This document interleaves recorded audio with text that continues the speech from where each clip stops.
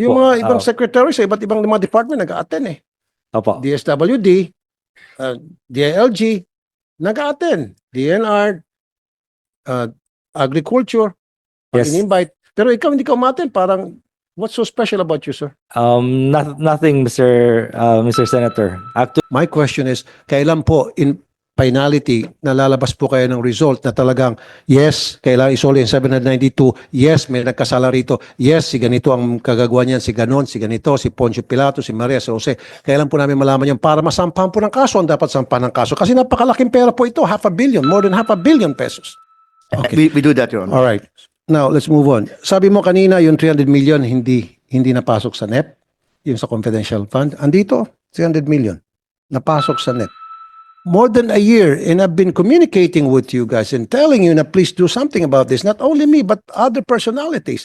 At maraming naniniwala at maraming nag-invest doon because our names were used and you guys are not doing anything. Or what have you done? Under the ICT's Office of the Secretary. May mga programa ho ba kayo para paano gastusin itong 300 million?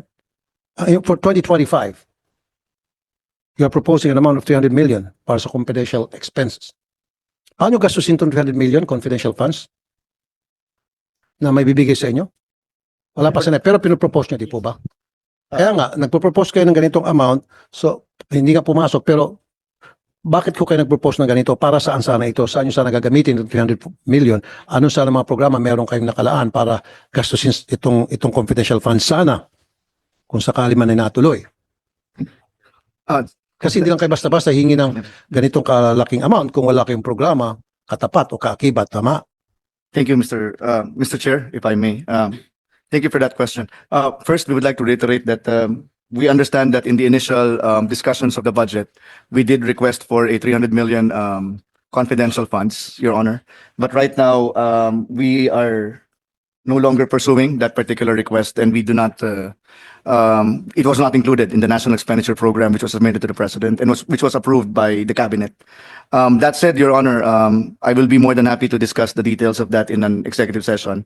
Basically, as a general, in general terms, the DICT also has series of information gathering activities, which leads to information, for example, of arrests of certain hackers, and certain information which will tell us proactively if a particular government agency or a critical information infrastructure has been breached. Sa social media, rampant na ngayon yung AI. Alam niyo po yun, ano? Lalo na palapit ng eleksyon, how could you stop that? Yung paggamit ng AI para sirain ang isang tao o isang kandidato, upurihin ang isang tao o isang kandidato. And definitely these are fake news. At nagiging rampant na to, naging talamak na. At parang totoo, para sa isang ordinaryong tao, parang totoo yung nakikita ng video. At dumadami na ito, so paano po mapatigil ito? Thank you for that question again, Your Honor. With the permission of the Secretary, Mr. Chair, right now we have a coalition with major social media platforms. We have their back-end reporting system. We agreed on a watermarking and categorization system.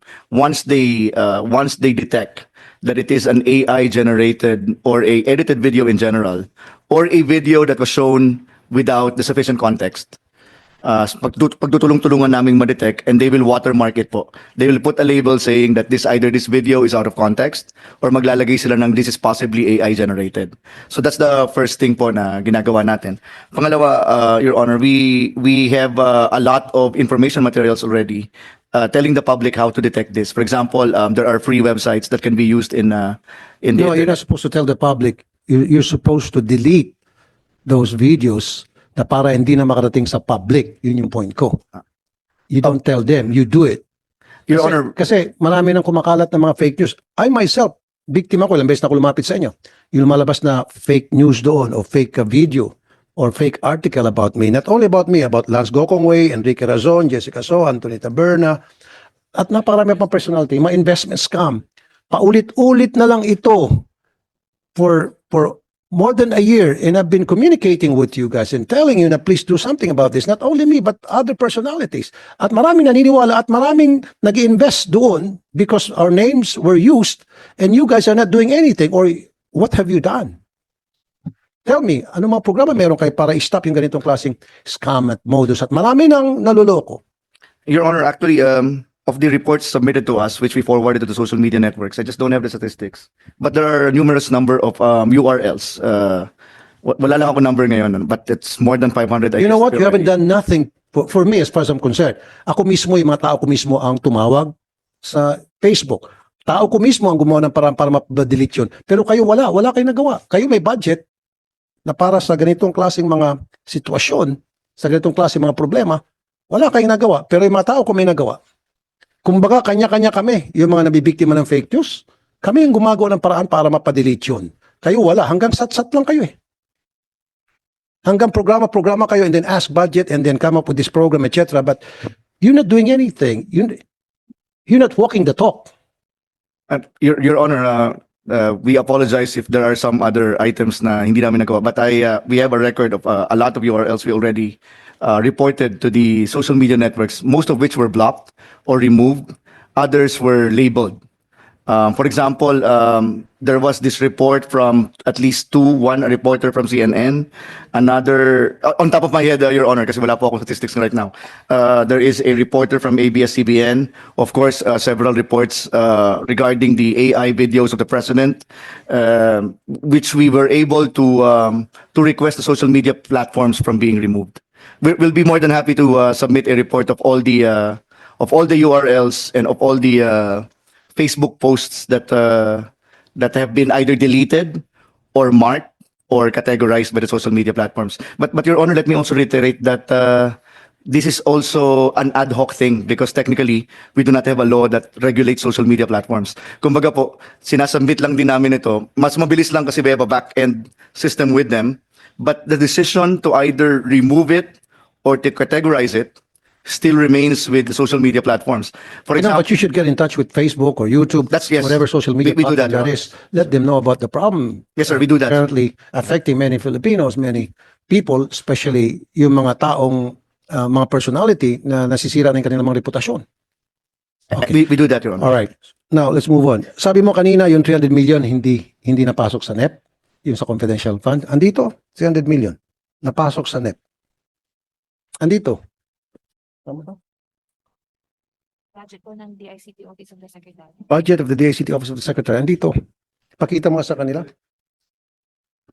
So, kung meron kayong ganun 300 million at na yan ay pumasok na sa NEP, then you have to explain to us, I think the Filipino people have the right to know paano nyo gagastusin yan. Mababa ang absorptive capacity ng DICT. Hindi nagagasta ang budget na inilaan sa inyo for 2023. 62.45%. For 2024, as of June 30, 2024, 42.92% lamang inyong utilization rates. Hingi kayo ng pondo na hindi nyo maalam kung paano yung gastusin o hindi nyo nagastos. Yes, Mr. Chair, if I may be recognized. Yeah, 2023 is about 62%. And for the first half of this year, that's about 43%, rounded off. Now, we have certain procurements that were failed, Mr. Chair. If those procurements would have been pushed through, that would have been about more than 50% for the first half of this year, Mr. Chair. But having said that, as presented by our secretary a while ago, our budget for this year compared to last year is significantly higher. And before the end of the year, we will be hitting more than 90%, Mr. Chair. Okay, pero historically, 2022, 2023, napakababa, 32 to 60%. So bigla kayong lulundag at maging 90%. So ano kayo, Superman? No, Mr. Chair. But right now, if I may, our utilization rate already hit about 64%, and we have certain procurements that are already moving towards the end of this year. I hope so. The ICT received an adverse opinion from the Commission on Audit for 2023 for the misstatements on the following. Asset accounts amounting to 498 billion. 498 million. And then liabilities amounting to 86 million. And then net assets, equity accounts amounting to 585 million. Total na ito. When in fact, ang threshold lamang, ayon sa COA, ay dapat 65 million. Way above kayo doon sa threshold na sinet forth ng COA. Ang layo, 65 million set threshold lamang, umabot kayo ng 585 million. Kaya napaka laking adverse opinion binigay sa inyo ng Commission Audit. Ang pinaka mataas na adverse opinion given to any agency in the history of government agencies for that matter. Alam niyo po yun? If I may be recognized. With respect to the adverse opinion, supposedly from the COA, right now it's still being reconciled and the report is not yet final. Now, if I may clarify with respect to the adverse opinion, the source of that pertains to the prior year balances. In fact, for the past 2 years that for the current administration, we don't have any notice of disallowances. And what is also contributory to that, Mr. Chair, is the fact that the beginning balances stems from the different organizations which led to the establishment of the ICT. In fact, there were about 6 offices of the government, and some of the balances were transferred from this previous balance from these previous departments.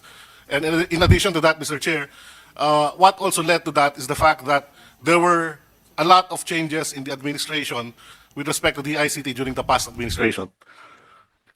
So, hugas kamay kayo. But anyway, listen to this. Sa 2023 COA report, 3 years na hindi nag-submit ng financial statements ang DICT.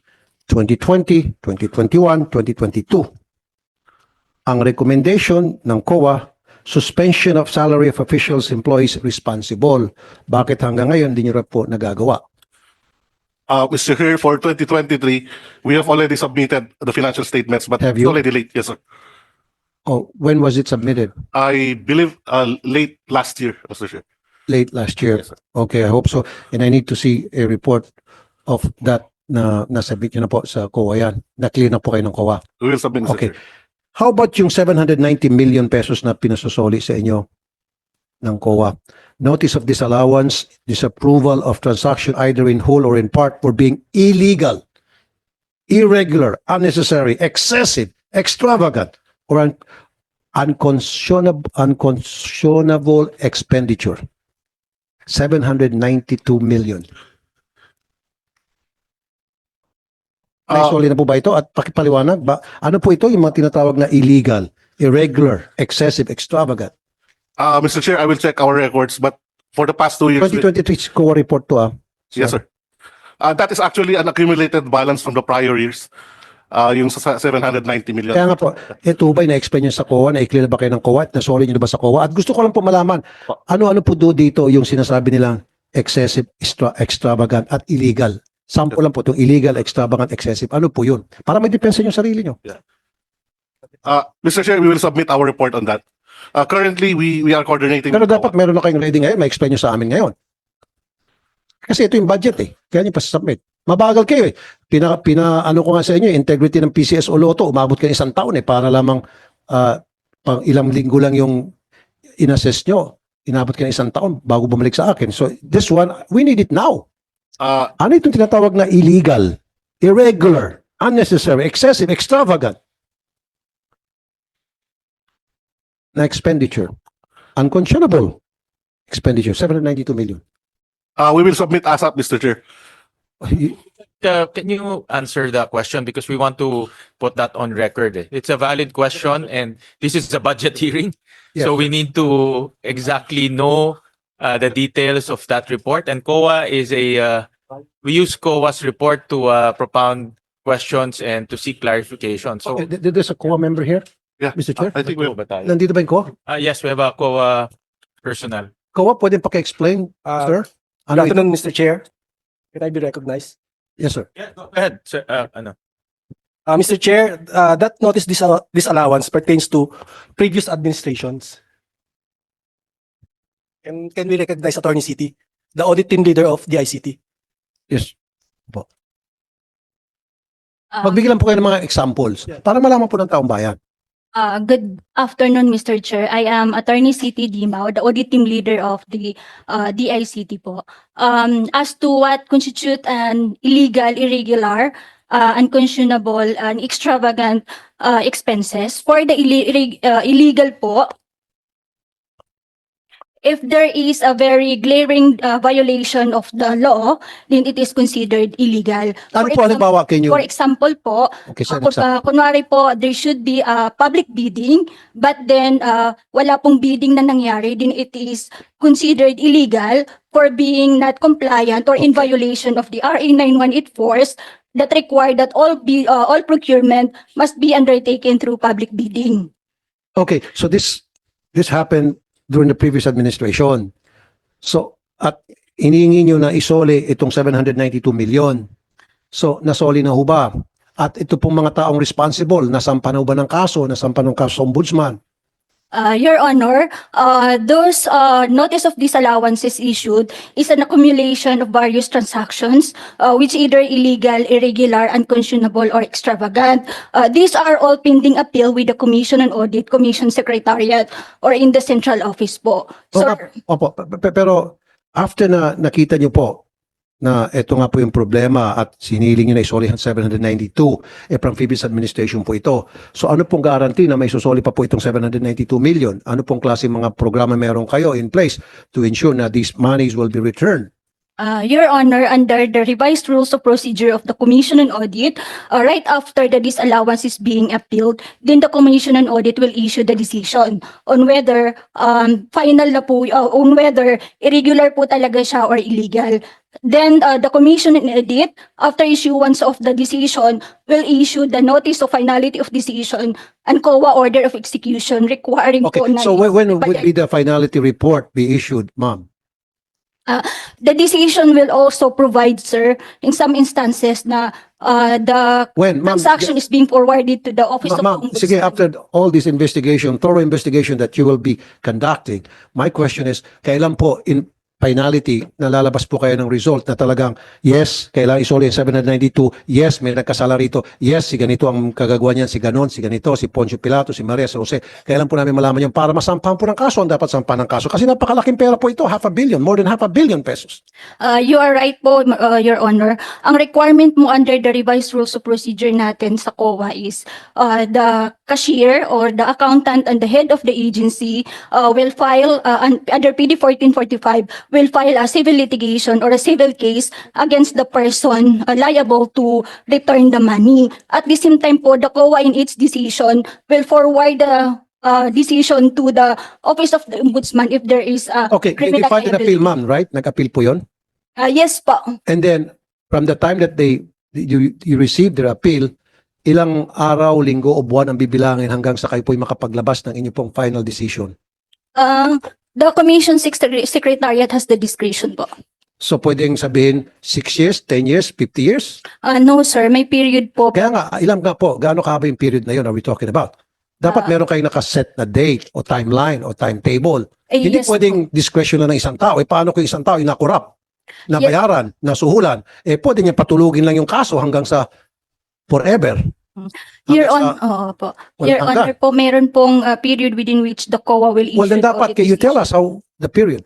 Gaano katagal? But the period po when to file the civil case against the person liable, yun po yung parang... Yun nga, ma'am, dapat sabihin niyo po sa amin yung period from the time na nag-file sila ng appeal up to the time na you can come up with your decision after a thorough investigation, etc., etc.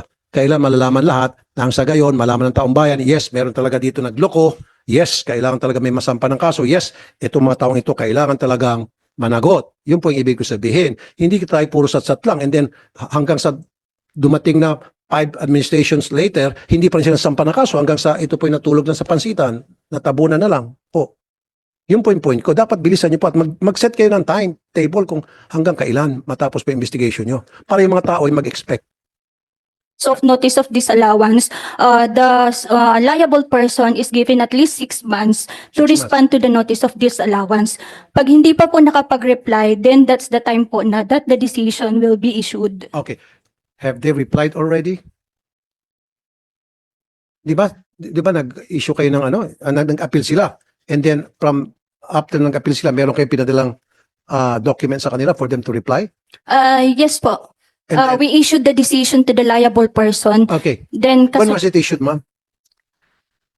When was it issued? for each notice of disallowance for regarding sa 7 million. Opo.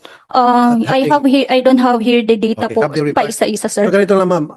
Bilisan po natin. Gusto ko malaman kung ano yung nangyari dun sa kanilang reply, paano nyo po pre-process yung reply nila, paano po ninyo inaksyonan, at kailan po natin malaman ng taong bayan, sino-sino itong mga tao na nagkasala na nagwaldas ng pera ng taong bayan. Ano po yung point dito, ma'am? Your Honor, we will provide you the report and when was the decision was issued to the determined liable person po. Okay. Thank you, ma'am. Thank you, ma'am. Thank you, Your Honor. Dalawa na lang po. In 2023, 18 contracts were awarded amounting to 1.679 billion. According to the COA report, 942 locations out of 3,456 locations were not activated. Anyari po dito sa 942 locations. Meron pong budget na release 1.6 billion something para sa 3,456 locations. Free wifi po ito para sa Free Internet Access for All Act, RA number 10929. The ICT is mandated to provide free access to internet service in public places throughout the country. So yun na nga po, 2023, 18 contracts awarded amounting to 1.679 million to COA. Hanggang ngayon, wala pa rin po. Free wifi dun sa mga locations na yon. Ano po nangyari? Your Honor, I think without going through the details, kasi wala po akong detalye, but I remember that most of these contracts awarded where they failed to activate the sites, meron po silang liquidated damages. There are some contracts where the liquidated damages were really up to parang 8 or 8%, 9%. There were also SLA violations pag nagpe-fail silang mag-activate, Your Honor. We can give a list, but we are confident that of these reports that they failed to activate, may mga liquidated damage po yan, Your Honor. And after that, kung after the maintenance report, kasi for example, Your Honor, I think about a few weeks ago, may pinirmahan po ako, nasa 10% yung kanilang hindi na liquidated damage. Ano na yun? SLA, for failure to SLA, binawasan natin ng 10% yung kanilang monthly So kailan mapufulfill yung para magkaroon na rin po ng Wi-Fi itong 942 locations free Wi-Fi?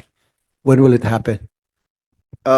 Let me check, Your Honor. I'm not sure kung kasi baka nung chinek po ng 2023 it was under implementation. Baka po ngayon meron na. Kasi yung liquidated damages are usually during implementation. So are you sure it's at 100% out of the 3,456 locations sa PCSO Lotto system? Wala kayo, hindi kayo sumipot. So yun na yung reason why we had that hearing para mag-report ang DICT to tell us, trabaho ng DICT to tell everybody kung ano ba talaga ang katayuan ng PCSO Lotto games. At hindi kayo sumipot, kayo ang pinaka-starring doon, kayo ang pinaka-bida doon. At tapos yung ASEC na in-assign mo, nagliwalyo lang kung saan pumunta. For all we know, baka nasa motel, whatever. Diba? Yes, I've been waiting and waiting eh. I again, Senator Tulfo, Man, don't do that, sir. I apologize for that on behalf of the In department. fact, you should have, pwede ka naman sana umaten. Sa mga hearings, umatin yung mga secretary. Bakit ikaw? Kung hindi siya maka-attend, why not you? We'll put in the proper procedure Yung po. mga ibang secretary sa iba't ibang mga department nag-attend eh. Opo. DSWD, DILG, nag-attend. DNR, Agriculture, Yes. in-invite. Pero ikaw hindi ka umaten, parang what's so special about you, sir? Nothing, Mr. Senator. Actually, we were just looking at what is the particular topic so that the person who's actually doing that investigation or that inquiry is the one, so that the correct information